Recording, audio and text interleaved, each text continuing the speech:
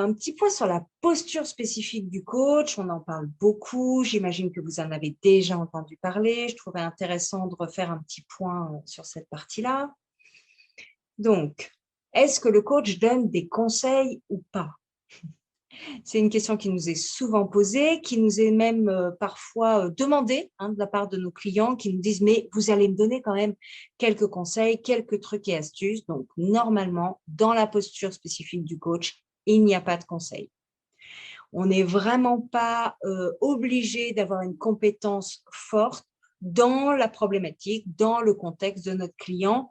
Donc, nous n'avons pas, dans notre posture, à donner des conseils. Et je pense que ça fait vraiment partie des spécificités de notre posture, qui est un petit peu similaire aux postures de thérapeutes, qui n'ont pas à dire ce qui est bon ou pas bon pour quelqu'un, mais qui va bien nous mettre en différence par rapport à des gens qui seraient consultants, des gens qui seraient conseillers, des gens qui auraient des postures, je pense naturellement à un avocat, par exemple, dont on attend, qui nous pose des questions sur notre situation, mais dont on attend fortement des conseils. Ça n'est vraiment pas le cas du coach. Et c'est peut-être toute la difficulté par moment dans cette posture-là, d'entendre la problématique d'un client. On connaît un bout de solution, on a déjà partagé ce type de problématique avec d'autres clients. Nous-mêmes, on a une vie, et donc on a mis en place quelques stratégies qui ont réussi. Et c'est tout un art, je trouve, dans cette posture-là, que de ne pas partager nos conseils et de poser des questions habilement pour que la personne trouve ses propres solutions. Donc, je crois que s'il y avait vraiment quelque chose à répertorier dans la posture du coach, c'est que le coach ne donne pas de conseils. On parle souvent d'orientation solution, d'orientation problème. En fait, si je pouvais faire peut-être une caricature même, tout ce qui est de l'ordre de l'analyse, tout ce qui est de l'ordre de la psychiatrie, de la psychologie, tout ce qui est de l'ordre du travail sur le passé va être plutôt orienté problème. En fait, on va travailler pour comprendre les causes, les événements, les traumatismes, pouvoir aller travailler sur les problématiques et sur le problème qui a créé la situation actuelle dans des approches qui vont être plutôt sur le passé. L'orientation solution et la posture du coach et le format coaching est spécifique dans une orientation solution, on va être très orienté vers le futur. On va toujours chercher, même quand quelqu'un nous partage une problématique, on va toujours chercher à imaginer une solution. On va toujours poser des questions plutôt orientées vers l'avenir, plutôt orientées sur ce que la personne pourrait faire pour que ça change, plutôt orientées vers qu'est-ce que la personne a besoin de développer comme ressources, qu'est-ce qu'elle aimerait atteindre. On va être très orienté vers l'objectif. Là, on est en train de parler du format coaching, mais quand on est dans des approches de thérapie orientée solution, c'est le même principe. C'est quand bien même la personne aurait vécu des situations dans le passé qui sont traumatisantes, on va très rapidement, même dans les thérapies orientées solutions, aller s'orienter vers qu'est-ce que vous aimeriez à la place, qu'est-ce que vous aimeriez comme ressources, à quelles ressources vous pouvez accéder. On va toujours être dans le côté qu'on pourrait appeler plus positif que le problème.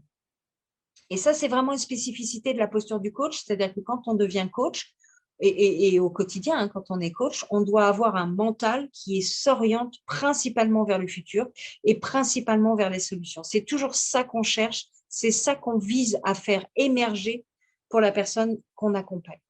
Et c'est vraiment une posture spécifique parce que dans la vraie vie, nous, êtres humains, en dehors d'être dans une posture de coach, dans la vraie vie en tant qu'être humain, on a plutôt tendance à regarder ce qui nous convient plus, qu'on n'a plus envie d'avoir, ce qui fait des cailloux dans la chaussure. Et donc, du coup, c'est vraiment une orientation très particulière de nos cerveaux qui doivent s'orienter vers la solution. On parle aussi souvent de posture basse et de posture haute. Alors, la posture basse, c'est la posture du non-sachant. En fait, la posture basse, c'est celle qui me met dans un état de découverte, dans un état d'exploration, dans un état de je ne connais pas la solution qui serait intéressante pour mon client, je connais les miennes, je sais faire la différence, mais mes solutions, j'ai conscience qu'elles ne vont pas être utiles à mon client. Et du coup, la posture du coach va être vraiment une posture basse de ce qu'on appelle du non-sachant. Je ne sais pas ce qui va convenir, je ne sais pas ce qui est bon, je ne sais pas si la question que je vais poser va vraiment faire émerger la solution. Je suis dans une exploration et dans une découverte 80% du temps. Alors, on me pose souvent la question, mais est-ce qu'il y a un moment où on est en posture haute, où on est en position de sachant? Parce que c'est une position, la posture de non-sachant, qui peut être, pour certaines personnes, inconfortable. Et que la posture de sachant peut permettre de ressentir plus de confiance en soi, plus de légitimité, plus de… Voilà, on se dit que c'est un métier où quand même il faut qu'on apporte quelque chose. Et donc souvent on me dit, mais il y a bien un moment où on passe en posture haute. Eh bien oui, donc effectivement, on passe en posture haute, non pas sur le contenu, mais sur la forme. C'est-à-dire que la forme des questions que je vais poser, c'est moi qui la décide en tant que coach. Les processus d'accompagnement, comment je clarifie un objectif, comment je permets à une personne d'accéder à une ressource, quel protocole je vais appliquer pour neutraliser un état interne, quel questionnement je vais faire pour permettre à la personne de voir le potentiel de sa personnalité, quelle conversation je vais mener pour permettre à une personne d'avoir une autre perception des choses, de prendre du recul ou de s'impliquer plus fortement. Tout ça, tout ce format-là, c'est-à-dire la façon dont on pose des questions et la façon dont on mène nos conversations, nous sommes sachants et c'est vraiment cette partie-là qu'on apporte.